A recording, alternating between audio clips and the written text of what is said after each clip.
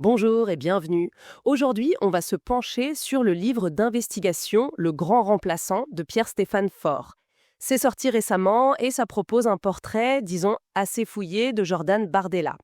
Donc notre source, c'est ce livre, une enquête d'1 an. L'auteur dit s'être basé sur pas mal d'entretiens, des documents, des témoignages. Notre objectif, c'est d'explorer un peu comment ce livre-là déconstruit l'image publique de Jordan Bardella. On va regarder la construction du personnage, son parcours, et puis les contradictions que l'auteur pense avoir mises en lumière. Allez, on analyse ça. Absolument. Et d'ailleurs, Pierre-Stéphane Faure, il insiste bien dans son prologue sur sa démarche, celle du journaliste d'investigation qui recoupe, qui vérifie, pour, selon ses mots, éclairer le public. C'est vraiment cette perspective, celle de l'auteur et de son enquête, qu'on va explorer. Alors, justement, comment il commence? D'entrée, l'auteur, il qualifie Bardella de caméléon. Il y a cette anecdote qu'il raconte sur leur première rencontre, Ah oui. où Bardella, qu'on voit d'habitude en costume, eh bien, il le reçoit ensuite à capuche neuf. Faure, il interprète ça comment? D'après Faure, c'est une mise en scène, clairement. Une tentative de séduire un journaliste qu'il imaginait de gauche. D'accord. L'auteur apporte même qu'un confrère lui aurait dit après, un peu en rigolant, « Ah, il t'a fait le coup du sweat à capuche ». Mhm. Donc pour Ford, c'est vraiment symptomatique d'un contrôle d'image très très étudié. Ce contrôle de l'image, ça semble revenir souvent dans le livre alors. Tout à fait. C'est même un thème central. Par exemple, Ford cite Pascal Humeau, qui est présenté comme l'ancien coach média de Bardella, Oui. et qui aurait affirmé, je cite, lui avoir appris à sourire. L'auteur, Pierre-Stéphane Faure, relie ça à ce qu'il décrit comme une sorte d'obsession pour éviter les scandales, les faux pas. Il fait même une comparaison avec koh. L'important, c'est d'être là et de durer. Et ce contrôle, ça passerait aussi par la construction d'un récit personnel, parce que Faure s'attarde pas mal sur ce narratif de l'enfant de banlieue, non? Oui, tout à fait. Le récit de l'enfance à Saint-Denis, la mère qui finit le mois avec presque rien, Faure affirme que ce narratif, il aurait été construit, façonné même, avec l'aide de conseillers comme Humeau ou Philippe Vardon. D'accord. Mais ensuite, l'enquête de Faure cherche à nuancer fortement ce tableau. Et il oppose quoi comme élément trouvé pendant son investigation? Alors, l'auteur rapporte plusieurs choses. D'abord, une scolarité dans le privé catholique, à Saint-Jean-Baptiste de la Salle.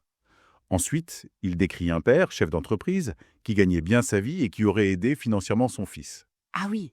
Ford suggère un voyage aux États-Unis, une voiture Smart, un logement qui aurait été payé à Angien-les-Bains. Et puis, l'auteur souligne aussi l'absence, quasi-absence d'expérience professionnelle en dehors de la politique, avant ces mandats qui, eux, étaient très bien rémunérés assez tôt, d'après sa déclaration à la HAVT. La haute autorité pour la transparence de la vie publique. C'est ça. Donc, Ford suggère un décalage assez net avec l'image du jeune parti de rien, le self-made man. C'est ça le contraste que le livre essaie de montrer. Compatibilité idéologique. Il s'appuie notamment sur le témoignage de Florian Philippot. C'est exact. D'après les propos de Philippot, tels que rapportés par Ford dans son livre, Bardella aurait d'abord été proche de sa ligne, disons sociale, avant de basculer Vers quoi? vers la ligne plus identitaire, celle de Philippe Olivier, quand le rapport de force interne a changé en fait. Philippot, toujours selon ce que Faure écrit, le dépeint comme quelqu'un qui s'adapte, soit aux forces dominantes dans le parti, soit à l'opinion du moment.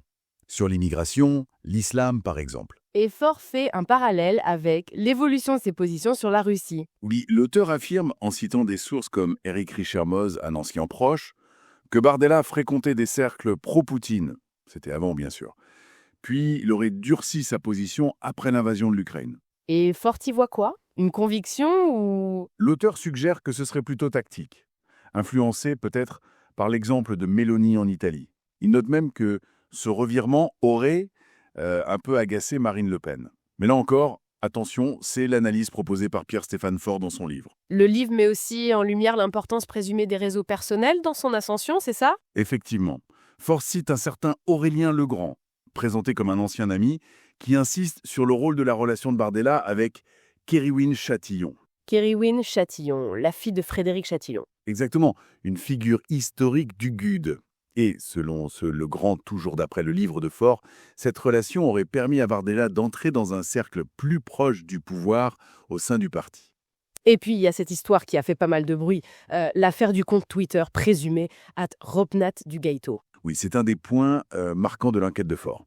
Il affirme avoir identifié Jordan Bardella comme étant derrière ce compte anonyme, un compte actif entre 2015 et 2017, qui diffusait des contenus racistes et pro-Jean-Marie Le Pen, selon l'auteur. Et sur quoi il se base pour dire ça? L'auteur dit s'appuyer sur plusieurs témoignages qu'il juge concordants, dont celui d'une ex-compagne, et puis sur des recoupements d'indices. Alors il faut absolument préciser une chose. Oui, allez-y. Jordan Bardella dément formellement être l'auteur de ce compte. C'est très important de le dire. Faure, lui, conclut son livre en suggérant qu'il y aurait une persistance des liens avec l'entourage de l'ancien GUD via certains prestataires, par exemple, malgré la stratégie affichée de dédiabolisation du RN. Donc si on résume le portrait que dresse Pierre-Stéphane Faure dans ce livre Le Grand Remplaçant, c'est un peu celui d'un décalage. D'un côté, on a l'image publique très maîtrisée, très lisse, Oui, et de l'autre, ce que l'auteur présente comme les coulisses, une narration qu'il juge calculée, des adaptations idéologiques et des liens qui persisteraient avec des figures controversées. c'est ça. Et l'enquête de Forte, au fond, elle pose une question qui va au-delà de Bardella.